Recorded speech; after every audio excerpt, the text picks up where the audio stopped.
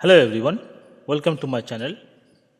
আমরা বিভিন্ন shape file নিয়ে কিউজিএসে যে ডেটা এন্ট্রি করে থাকি সেইগুলো সবগুলোই হয়ে থাকে বেসিক্যালি অ্যাট্রিবিউট টেবিলের মাধ্যমে। তো চলুন আজকে আমরা অ্যাট্রিবিউট টেবিলে কী কী অপশানস অ্যাভেলেবেল এবং কী করে কী কাজ করা হয় সেটা দেখব। তো চলুন ভিডিওটি শুরু করা যাক।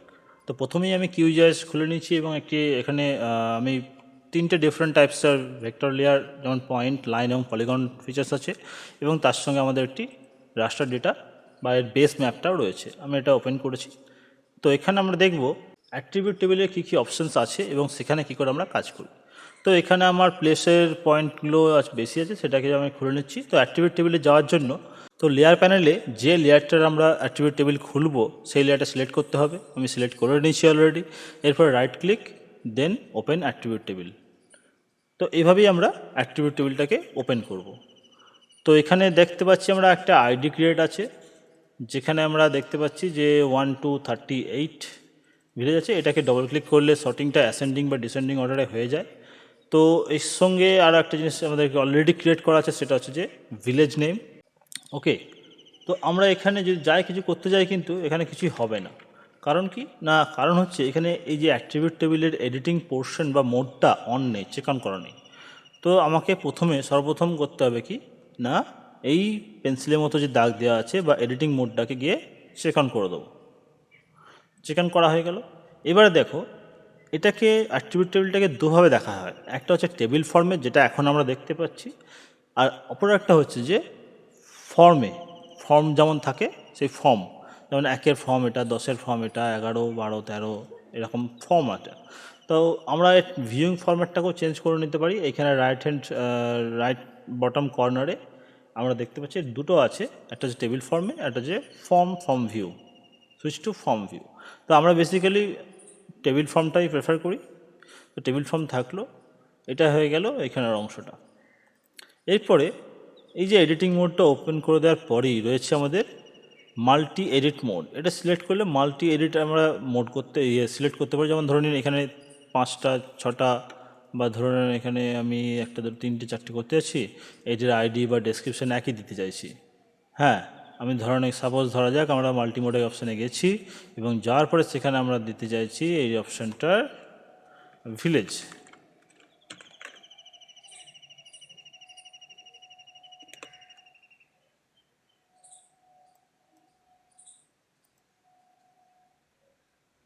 তো যখন আমরা এবার দেখব, এখানে দেখো 3টে একসঙ্গে হয়ে গেছে, ভিলেজ অলরেডি হয়ে গেল।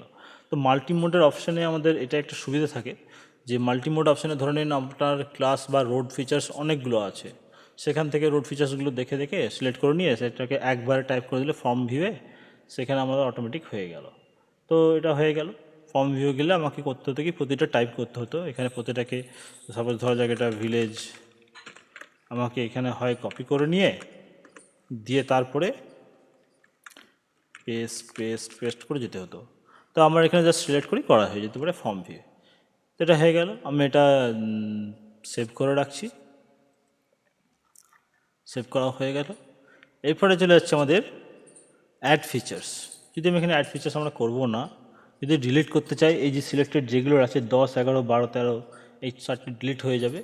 এখানে কাট করতে চাইলে ক্লিক করলে কাট হয়ে যাচ্ছে বা কাট হয়ে যাবে, এবং করতে চাইলে কপি হয়ে যাবে। এরপরে চলে আসছে আমাদের ইউজিং অ্যান এক্সপ্রেশনস। বিভিন্ন এক্সপ্রেশন ওয়াইজ সিলেক্টগুলো যদি ফিচার করে করতে চাই, এখানে সিলেক্ট ফিচার্স অল, এইটা ক্লিক করলে সমস্ত ফিচার্স অল হয়ে যাবে। এগুলো হচ্ছে যে অফ হয়ে যাবে, সিলেকশন অফ হয়ে যাবে। তারপর আছে ডিলিট সিলেক্টেড ফিচার্স। যদি আমরা সিলেক্টেড ফিচার্স কিছু ডিলিট করতে চাই তাহলে এখান থেকে ডিলিট করে দিতে পারি। আর এটা হচ্ছে আমাদের সিলেক্ট বা filter features using form. Select করার জন্য যারা ধরনের সমস্ত ভিলেজগুলো সিলেক্ট হয়ে যাবে।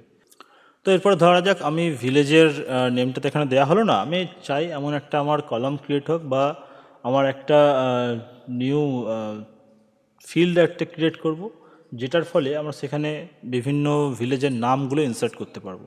তো তার জন্য আমাকে করতে হবে কি না, এই লেয়ার এখানে মেনু বারের নিচে আছে যে অ্যাড নিউ ফিল্ড। তো নিউ ফিল্ড এখানে ক্লিক করব। এখানে নিউ ফিল্ডে আমি কি নাম দিতে চাইছি, আমি শুধু সিম্পলি দিতে চাইছি নেম। কন্ট্যাক্ট নাম্বার থাকবে, কন্ট্যাক্ট, আচ্ছা এটা জাস্ট নেমটা হচ্ছে আর ফিল্ডের শর্ট ফর্ম নেম দেবেন, এখানে বেশি ওয়ার্ড নেয় না। কমেন্টে আপনারা পুরো ডিটেলসটা লিখতে পারবেন, যেমন ধরুন ভিলেজ নেম হয়ে গেল। হোল নাম্বার না ইন্টারজি, যেহেতু নাম তো টেক্সটটা দিতে হবে আমাদের, সেজন্য টেক্সট হবে।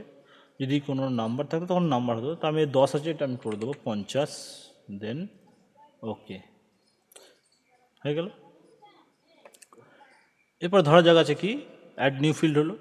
এবার আছে ডিলিট ফিল্ড। আমি যদি কোনো ফিল্ডটাকে, যেমন এইটা আমার একটুখানি গন্ডগোল হয়েছিল, আমি ফিল্ডটাকে ডিলিট করতে চাইছি, তো এটা সিলেক্ট করে নিলাম। সিলেক্ট করে নেওয়ার পরে ডিলিট ফিল্ড, সরি। সো ধরা যাক এখানে অ্যাট্রিবিউট টেবিলে আমার এই ভিলেজ নেম যেটা হয়েছে এটা ভুল হয়ে গেছিলো বা এরার হয়ে গেছে, আমি এটাকে ডিলিট করতে চাই। তো কী করে ডিলিট করব? খুবই সোজা, এখানে ডিলিট ফিল্ড অপশানে আছে যেটা রেড কালারের থাকবে, সেখানে ক্লিক করতে হবে। ক্লিক করার পরে কোন ফিল্ডের অপশানটা ডিলিট করতে চাইছি আমরা সেটা শুধু সিলেক্ট করব। ভিলেজ নেম যেটা আছে আমাদের এটা ডিলিট করতে চাইছি, ওকে করে দেবো।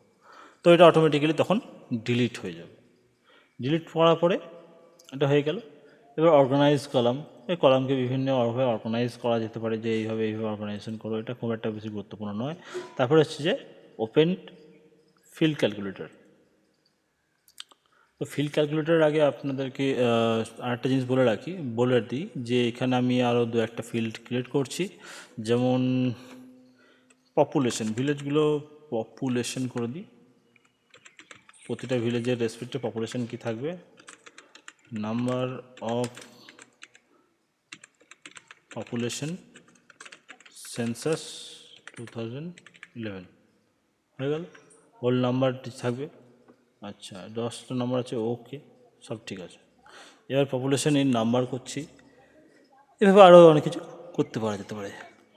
এটা যে ফিল্ড ক্যালকুলেটর চলে আসছে। এবারে ফিল্ড ক্যালকুলেটর আমরা বিভিন্ন ধরনের ফিল্ডগুলোকে ক্যালকুলেট করতে পারি। ধরা যাক যে পপুলেশন ডেন্সিটি বার করতে চাইছি আমি, সাপোজ বলছি যে এখানে পপুলেশন আছে, এখানে তার আর এরিয়া দেওয়া আছে, আমি ডেন্সিটি বার করতে চাই, তখন আমি ফিল্ড ক্যালকুলেটরে করবো কি, যে number of people divided by number of area, এইভাবে ডেন্সিটিটা আমাকে ক্যালকুলেট করতে হচ্ছে না, এখান থেকে অটোমেটিক্যালি ক্যালকুলেট হয়ে যাবে।